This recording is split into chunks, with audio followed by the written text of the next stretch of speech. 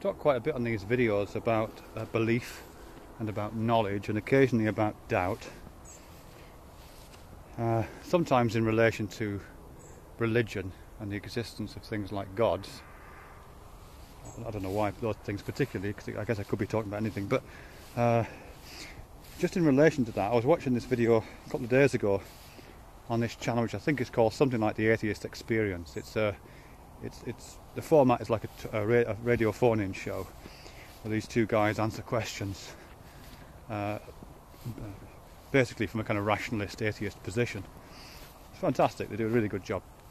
But one of the things they did recently, one of the responses to a question, which I thought was really clear, was about the distinction that can be made between knowing and believing.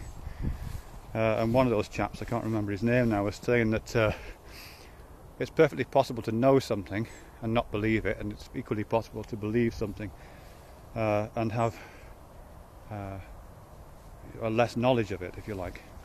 I guess it would be impossible to not know it completely, but to have that kind of relationship.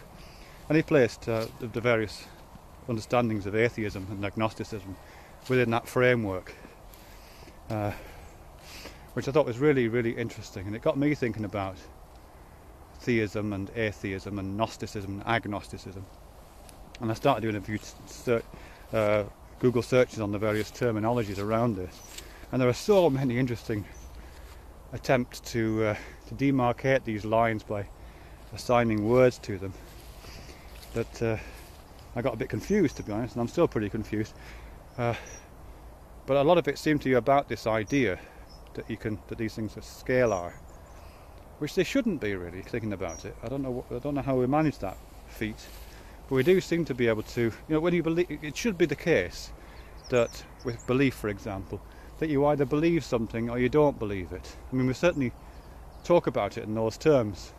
We talk about believers and unbelievers, or we talk about, and in terms of knowledge as well, it feels like it should be a question of knowing something or not knowing something. You can't, in the same way that you can't be a little bit pregnant. It seems to me you shouldn't be able to have a little bit of belief or a little bit of knowledge. But in actual fact, I think you can. At least that seems to be how we experience it. I mean, I certainly experience the things I know as being partial. And I don't mean partial in the sense that, I know a little bit about certain subjects. That's not the same thing. I mean partial in the sense that I don't have a firm grip on that knowledge, or it's a bit fuzzy around the edges. I know I'm using metaphors here, or it feels a bit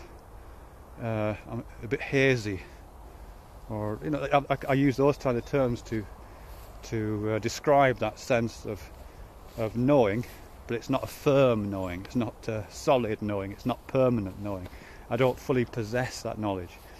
And the same with belief. I believe some things. I don't believe other things. But again, it's not digital. I don't. The world isn't divided up for me into things that I believe and things that I don't believe, even though it should be, really. The language of belief is of as I say, believers and unbelievers. But I don't experience it like that at all. I believe some things very, very wholeheartedly, like I believe in the existence of my dog that I'm looking at right now. Although if I'm completely honest, there is a small shadow of doubt. I could be mistaken. But a lot of other things I'm not absolutely sure about at all, really. And that belief and that kind of scale, that continuum between radical doubt and absolute certainty is anything but digital and anything but binary. It is a sliding scale, which is slightly odd. And again, there's a series of metaphors to do with those things.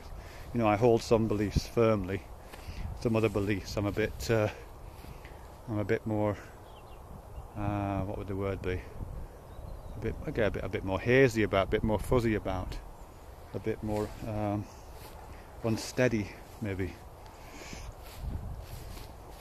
So I don't really know why that's the case. That wasn't really what I was going to talk about, actually. I was going to talk about. I've forgotten what I was going to talk about. I'll tell you what it's reminded me of, though. Actually, it's reminded me of something I was thinking about yesterday that I never got the opportunity to make a video about, which was to do with thinking and believing and doubting and knowing and being certain, and how those terms suggest a kind of fixed relationship to the object of doubt, the object of belief, the object of certainty, the object of faith, the object of knowledge. Even if those objects are fuzzy or distant or fluid, or you can't quite get a grip on them, or they're slightly unstable, even if they're those kind of objects, even if they're barely objects at all, they're almost just mirages. All of these objects that we seem to establish some kind of relationship, conceptual relationship with, and express using these terms like belief, know, doubt, and so on, they all seem to have a fixed relationship. So I kind of imagine myself in those relationships, standing still in a field, having some kind of sensory engagement with these objects. So I'm seeing this firm object of knowledge in front of me, like my dog, or I'm slightly more, in a kind of slightly more febrile way, I'm kind of feeling the object of knowledge, which is a bit like the wind passing across my face. It's not robust, certain knowledge, but it emerges from this fixity, this fixed relationship I have to it. So all of those things, to me, suggest a kind of static environment in which the knowledge objects are in a relatively stable relationship to myself as a kind of subject engaging with those variable objects of knowledge. I think that whole idea is fantastic, but I'm quite interested in models of relating to knowledge, belief, doubt, certainty, and all those other things I talked about, which isn't fixed. And the only term I've got for that so far is think. Think. I used to work with a chap who left the institution where I work at a few months back, and he used to use this great phrase. He used to say, "Think into." Think into. It's a chap called David. So if he was working on a particular project, or he was talking to some people, he would say, "Yeah, I'm trying to think into that idea. Or I'm trying to think into that area of practice or area of knowledge." And I guess we all use that kind of mobile metaphor when we talk about thinking about something. We think about, it's almost like moving about, setting yourself in motion to move around these objects of knowledge, these objects of belief, these possible objects of doubt and uncertainty and certainty. So you're not in a stable relationship. You're kind of in motion, moving around it, moving over it, moving under it, and moving into it. And all the time that you're moving, your relationship is different. The alignments that are being set up between that piece of knowledge and other pieces of knowledge is constantly changing, just like the alignments of fence posts as you walk through a field, or the alignment of trees as you walk through a forest. It's constantly changing. The light that falls on these objects is constantly changing. All of the contextual, environmental experiences that allow that object of knowledge, that concept, to exist, are constantly changing their inflections. I like that. I don't know if it makes any sense at all. That's how I'm trying to imagine my relationship to knowledge and belief right now. That rather than it being this kind of fixed relationship, where the object of belief, object of knowledge, object of doubt, object of certainty is in a stable relationship, that it's in a much more mobile relationship.